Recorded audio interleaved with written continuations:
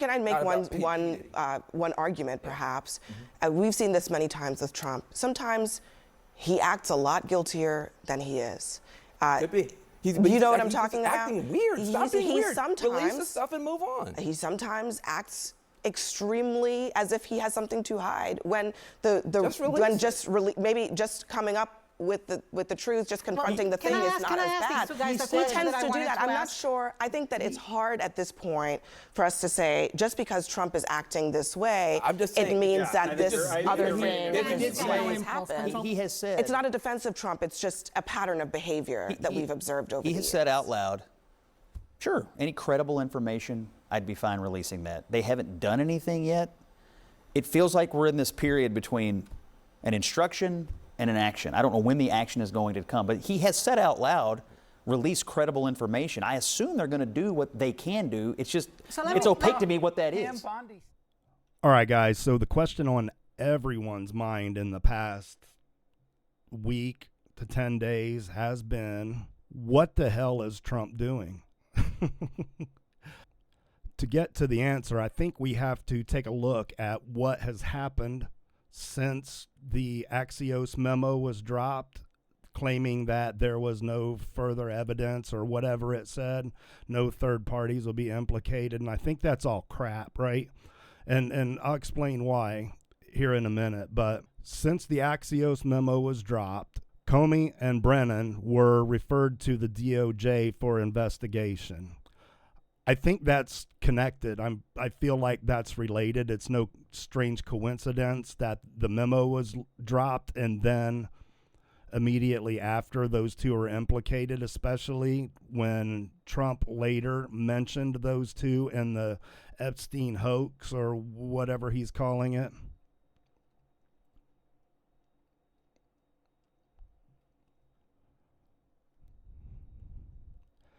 And a few days after that, Adam Schiff has been referred to the DOJ for potential mortgage fraud. I believe that's probably related.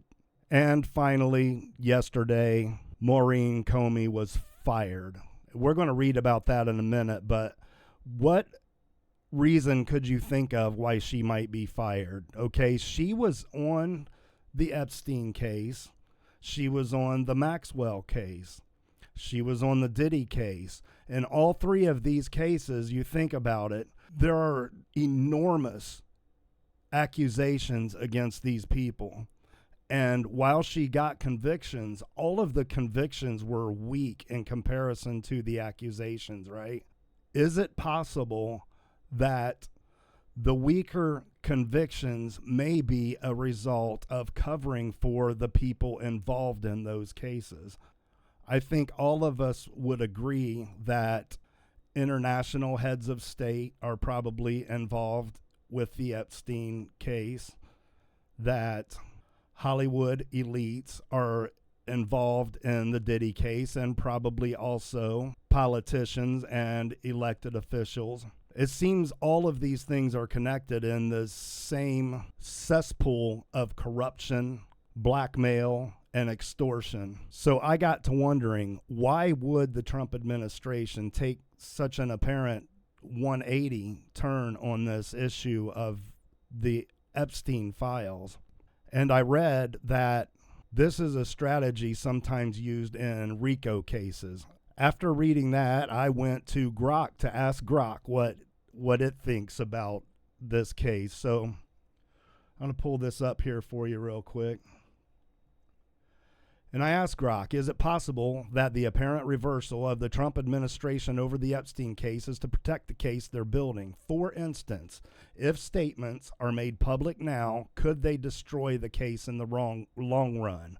And Grok answers, yes, it's possible that the Trump administration's apparent reversal in releasing Jeffrey Epstein case files could be motivated by a strategy to protect an ongoing investigation or a case being built, though this is speculative and depends on several factors. Well, all of this is speculative. Everything that everyone is saying right now about the case is speculation because we haven't seen solid evidence, right?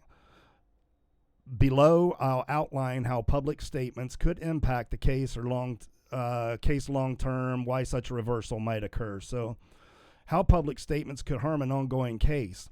Premature disclosure of evidence or investigative details can alert potential targets, allowing them to destroy evidence, coordinate stories, or flee. And I think that's a big issue here, right? We're talking about people with unlimited resources, nearly unlimited resources, if not wholly unlimited resources. These are people that run the entire globe. It's not outside the realm of rationality to assume that the reversal could be to keep these people from becoming suspicious. For example, the Justice Manual emphasizes that prosecutors must avoid public statements that could prejudice investigations or trials. If the FBI or DOJ is quietly building a case against uncharged third parties linked to Epstein, publicizing details could undermine that effort. Now, I know everyone's screaming for release all of the files to the public, especially the Democrats, right? We hear Democrats screaming now suddenly to have those files released to the public. Now, why would that be? Well, it could undermine the effort of the case. The DOJ memo from July 2025 states that no evidence was found to predicate investigations against third parties, but this could reflect a strategic choice to avoid tipping off suspects while investigations continue. I think that is maybe a big part of it. Legal risks under Brady and discovery rules. Under Brady versus Maryland, prosecutors must disclose exculpatory evidence to defendants. Public statements about evidence could complicate what must be disclosed later, potentially weakening a case if defense attorneys argue that public leaks tainted the process. Similarly, premature statements might violate discovery rules, giving defendants grounds to challenge evidence admissibility.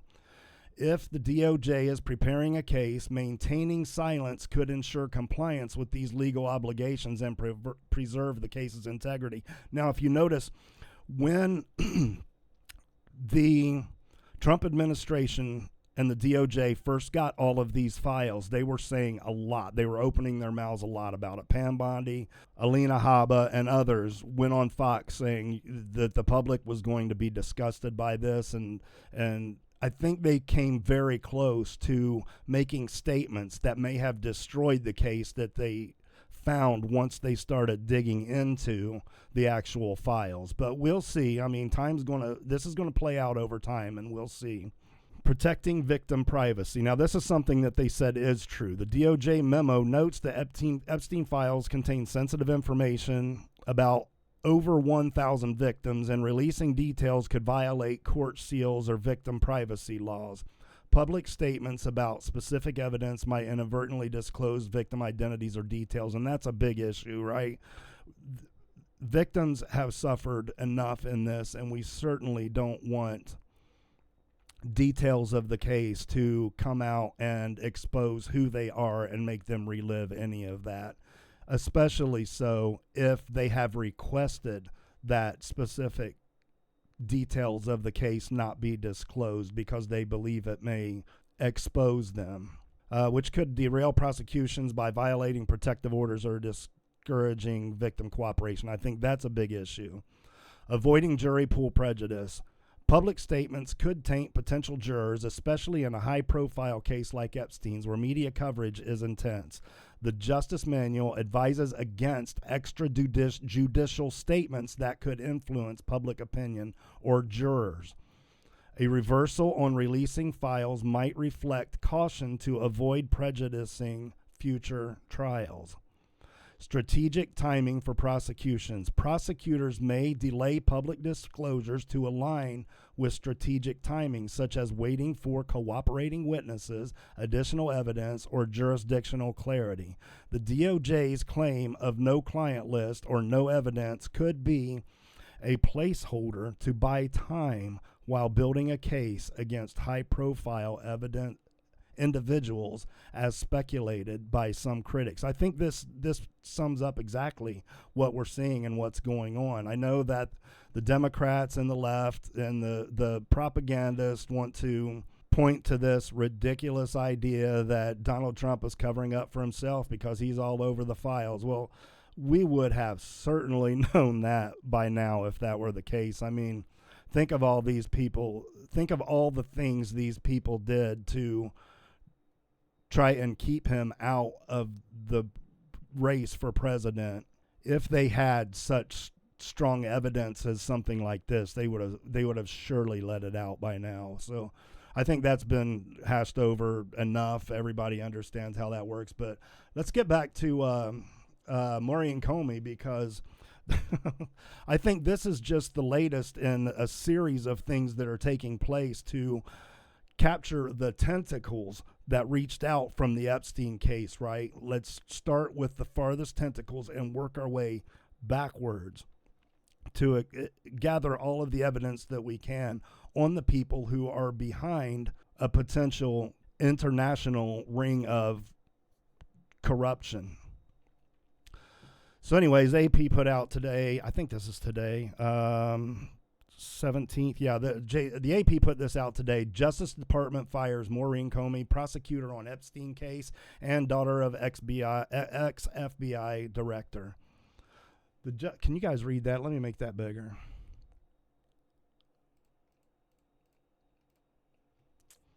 All right, the Justice Department has fired Maureen Comey, the daughter of former FBI Director James Comey and a federal prosecutor in Manhattan who worked on the cases against Sean Diddy Combs and Jeffrey Epstein. 3 people familiar with the matter told the Associated Press on Wednesday there was no specific reason given for her firing, according to one of the people.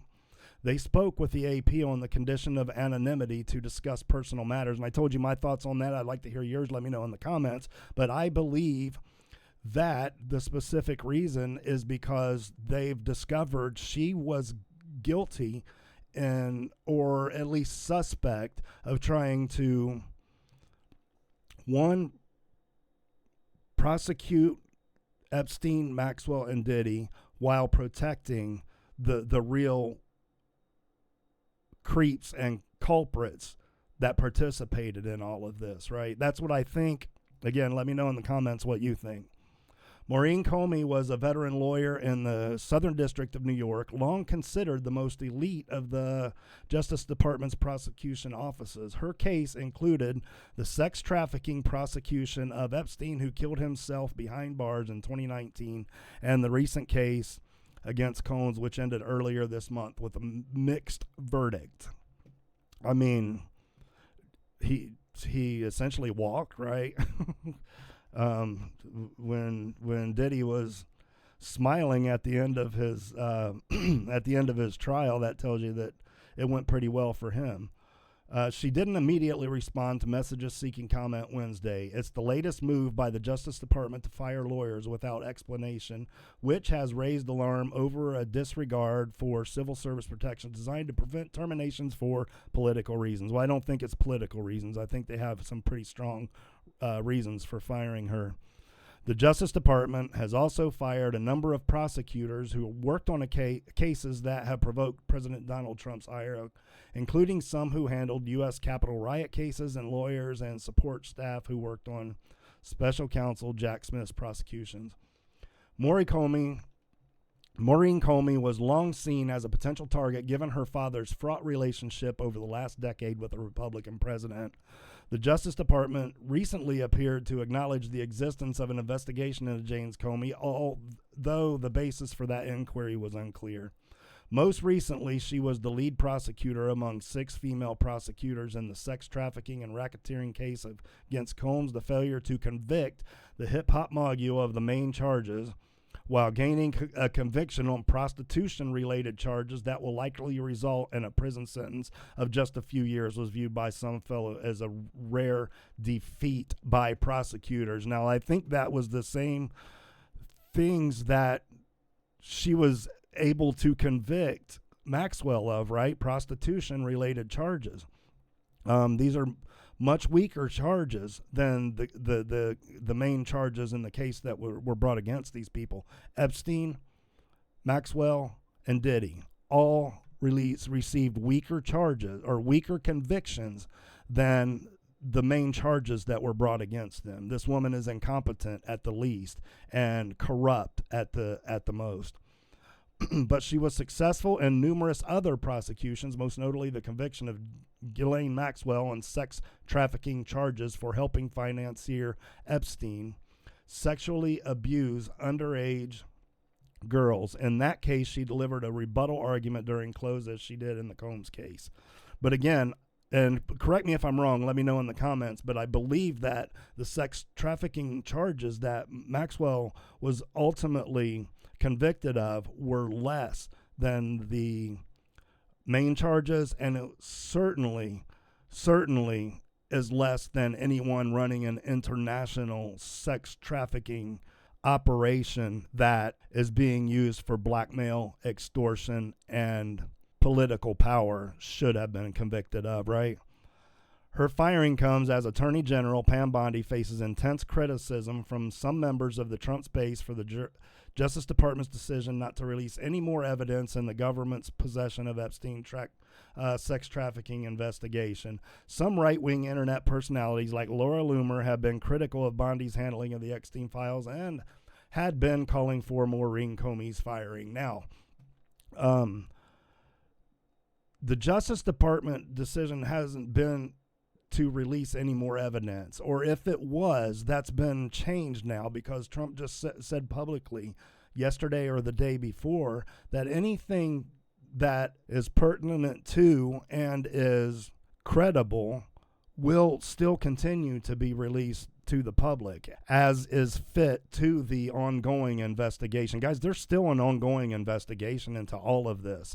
Don't think that it's all just been dropped, swept under the rug and forgotten about, because I'm 1000% sure that isn't the case.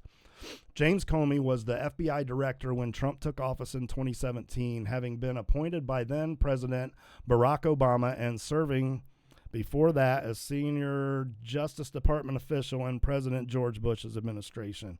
But his relationship with Trump was strained from the start, and the FBI director resisted a request by Trump at a private dinner to pledge personal loyalty to the president, an overture that so unnerved the FBI director that he documented it in a contemporaneous memorandum. I can't stand the corporate news, right? Everything always has this left-wing lean. You can't get away from it. Even on Fox, I know the lefties and the Democrats and the libs all think that Fox News is some far-right propagandist organization, but it's still left-leaning and oftentimes left-preferable. Trump soon after fired Comey amid an investigation into potential ties between Russia and Trump's presidential campaign. That inquiry, later taken over by special counsel Robert Mueller, would ultimately find that while Russia interfered with the 2016 election and the Trump team welcomed the help, there was insufficient evidence to prove a criminal collaboration. See why they put this in? Trump team welcomed the help. They didn't even have to put any of this in there. There was insufficient evidence to prove a criminal collaboration. That's the main statement in all of this. There was no sufficient evidence to prove criminal collaboration between Trump and Russia, which was the accusation by, that's a different story. Trump's fury at the older Comey continued long after firing him for the Bureau, blaming him for a hoax and witch hunt that shadowed much of his first term. Comey disclosed contemporaneous memos of his conversation with Trump to a friend so that their content could be revealed to the media. And the following year, he published a book calling Trump ego-driven and likening him to Mafia Don. Trump, for his part, has accused Comey and other officials of treason. You know, that remains to be seen, but Comey's under investigation now, and so is Brennan and everyone involved in the entire attempted discrediting of Donald Trump in his first term. So we'll see how all that plays out. So this was pretty big to me. I think this Maureen Comey being fired, because I think it's relevant to the entire Epstein case that, guys, trust me, it's not over yet. There's more. There's more. But making statements now that could later destroy a RICO case or a global corruption case would be incredibly unwise. And I think that's the route that the Trump administration is taking now. Let's misdirect and focus on other things while Pam Bondi works on that case. I could be wrong, but the fact that Dan Bongino is still with the FBI and Kash Patel hasn't left tells me that there's still more in play here. So anyways, that's just what I think about it, guys. You let me know what you think. Tell me in the comments. If you enjoyed this, if you got anything out of it, please leave a like and consider subscribing. Thanks.